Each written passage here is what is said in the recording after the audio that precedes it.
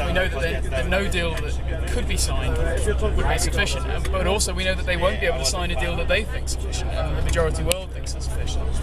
So in a way, we're going into it with a real opportunity to work with, as Dan said, lots of people and lots of nations and lots of delegates, and the millions of people they represent who already know that nothing good can come out of this other than the networks and the movements that we build while we're here.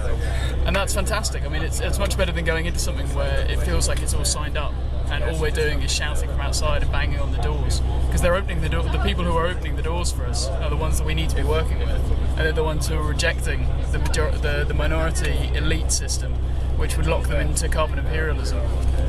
You know. Yeah.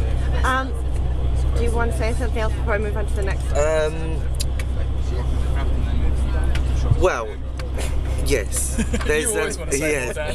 There's in terms of the propaganda, I think like people are taking a lot less rubbish now, not just because the situation is more urgent, not just because this is the 15th conference, but because it doesn't take an astrophysicist to make the connections between these are actually a lot of the people who are creating the problems now are the ones who've been destroying things all along. So then why would you ask the people who've been destroying it to replenish the situation for you when they've been part of the problem in the first place?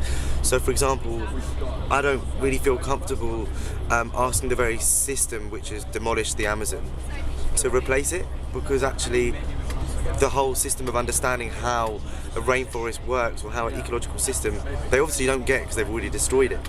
So I think they can do as much propaganda as they like, but people have lost faith because they've had a proven track record of social and environmental destruction. So it's not going to be looking to them for answers, basically. It's going to be looking to the indigenous communities who are going to be, you know, being there at the demonstrations all together with us, who actually... Incremental, you know, carbon trading based solutions aren't going to work. You know, they haven't worked so far. They're not magically going to start working. So what we're putting forward is just a proper systems change that's really going to tackle climate change from its root causes, and also tackle poverty and inequality and everything else like that we do not want at the same time. And I think also what Climate Camp offers, kind of just Copenhagen and just this whole process, is just people and energy and enthusiasm and a willingness to work together on the solutions that, you know, are going to work.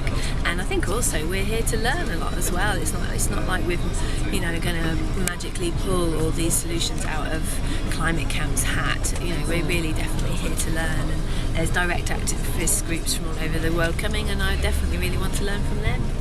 One of the most exciting things for me about Copenhagen is a huge drift appearing between the politicians and the actions of the politicians, and what needs to happen, and the people those actions will affect. And so this drift is really becoming clearly apparent, and as the politicians dilly-dally and discuss and debate commas and words and really like meaningless, non-legally binding, non-decision-making things in the conference, it really just creates this huge space for the people outside to fill and to say, this is our narrative. This is where like people will step up and create our narrative, and our narrative is climate justice.